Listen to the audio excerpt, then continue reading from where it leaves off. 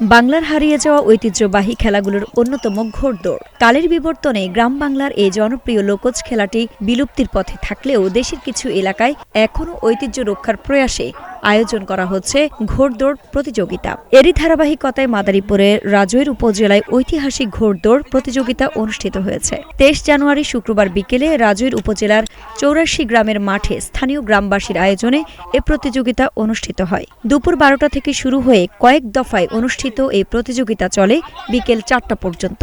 প্রতিযোগিতায় অংশ নেওয়া ঘোড়াগুলোর নাম ছিল কংসরাজ, দুই ভাইয়ের মায়া, টেকর পাখি, দাদা নাতি, হংসরাজ, টিপু সুলতান, মায়ের রাজা, মুকুট রাজা, বাংলা ভাই, ডালিম বাংলা, ট্রিগার, লালু পাগলা, আর্মি টাইগার, মামুন রাজা, রণজিৎ বাচ্চা, 5 ভাইয়ের মায়া, বাঘ বাচ্চা, দিল দিওয়ানা, শুভরাজ, সোনার ময়না, নিউ সোনার তরী সহ মোট 46টি ঘোড়া।